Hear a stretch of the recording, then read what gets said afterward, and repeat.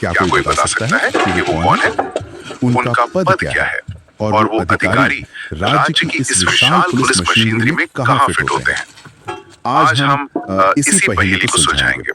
हमारे पास जो ये स्रोत है, ये उत्तर प्रदेश पुलिस की पूरी संरचना को समझने की एक तरह से कुंजी है। हमारा मिशन है कि अगले कुछ मिनटों में एक सिपाही से लेकर डीजीपी तक यूपी पुलिस की पूरी व्यवस्था एकदम साफ हो जाए, खास तौर पर उन सभी के लिए जो प्रतियोगी परीक्षाओं की तैयारी कर रहे हैं।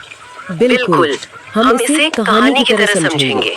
एक ऐसे संगठन की कहानी जो दुनिया में अपनी तरह का सबसे बड़ा है। हम सिर्फ क्या पर नहीं बल्कि क्यों पर भी ध्यान देंगे, ताकि ये जानकारी सिर्फ रटने के लिए ना हो बल्कि हमेशा के लिए समझ में आ जाए। तो चलिए इस कहानी की शुरुआत करते हैं इसकी पहचान से। हमारे स्रोतों में सबसे पहली बात जो ध्यान खींचती है वो है इसका आकार और इसका इतिहास। इसमें कहा गया है कि उत्तर प्रदेश पुलिस विश्व का सबसे बड़ा एकल पुलिस बल है। ये सुनने में बहुत बड़ा दावा लगता है, इसका असल में मतलब क्या है? ये एक बहुत ही महत्वपूर्ण तथ्य है। एकल पुलिस बल का मतलब है एक ऐसा फोर्स जो एक ही कमांड और कंट्रोल स्ट्रक्चर के तहत काम करता है।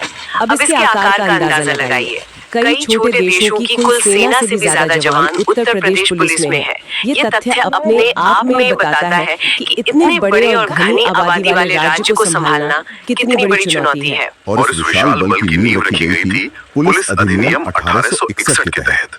ये सिर्फ एक साल या कानून का नंबर नहीं है, इसके पीछे एक बहुत बड़ा इतिहास छिपा है ना? बिल्कुल, ये अधिनियम 1857 की क्रांति के ठीक बाद अंग्रेजों द्वारा लाया गया था। इसका मकसद साफ था, एक ऐसा पुलिस बल तैयार करना जो जनता के प्रति जवाबदेह होने से ज्यादा सरकार और सत्ता के प्रति वफादार हो। एक ऐसा बल जो नियंत्रण करे। विशेषज्ञ आज भी इस बात पर बहस करते हैं कि 1861 के उस कानून की रूलर वाली मानसिकता कहीं न कहीं आज भी भारतीय पुलिसिंग में मौजूद है, जबकि आज की जरूरत पब्लिक सर्विस की है। ये एक बहुत बड़ी वैचारिक बहस है जो इस एक कानून से शुरू होती है। ये तो बहुत गहरी बात है। तो अधिनियम 1861 में आया और स्रोतों के अनुसार यूपी पुलिस की स्थापना हुई 1863 में।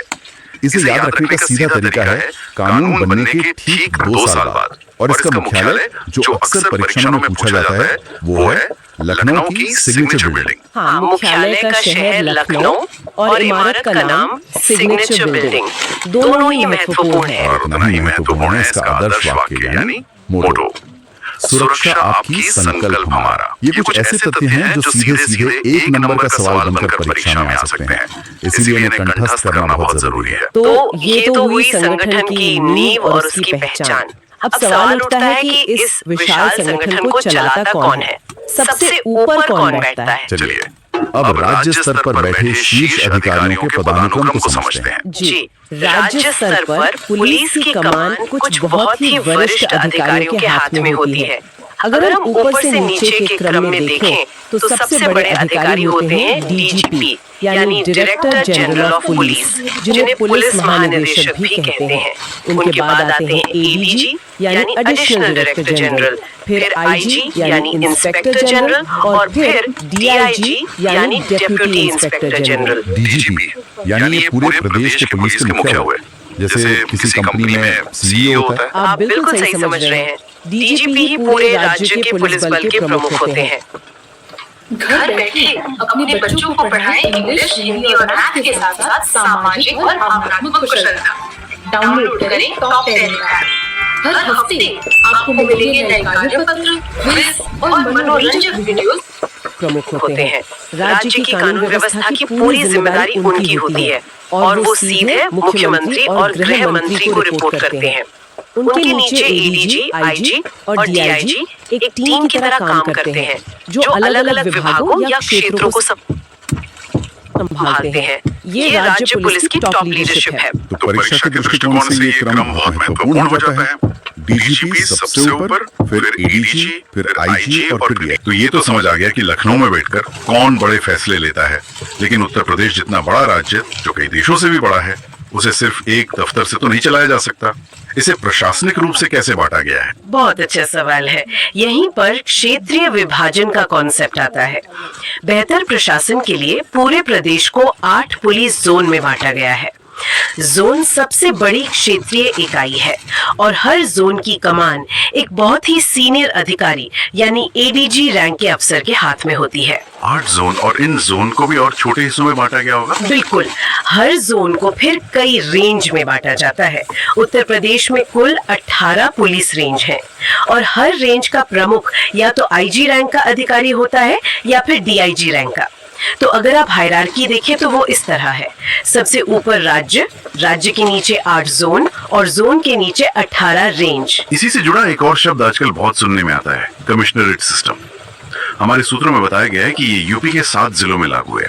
ये सिस्टम क्या है और ये सामान्य पुलिसिंग से अलग कैसे है? कमिश्नरेट सिस्टम बड़े और जटिल शहरी क्षेत्रों के लिए बनाई गई एक विशेष पुलिसिंग व्यवस्था है। सामान्य प्रणाली में पुलिस को कई तरह के आदेशों जैसे धारा 144 लगाने या जुलूस की अनुमति देने के लिए डिस्ट्रिक्ट मैजिस्ट्रेट यानी डीएम पर निर्भर रहना पड़ता है। लेकिन कमिश्नरेट प्रणाली में मजिस्ट्रेट की कई शक्तियां पुलिस कमिश्नर को दे दी जाती हैं। अच्छा, तो इसका फायदा ये हुआ कि फैसले जल्दी लिए जा सकते हैं। हाँ, इसका मुख्य उद्देश्य यही है कि कानून व्यवस्था से जुड़े फैसले तेजी से लिए जा सकें और पुलिस की जवाबदेही बढ़े।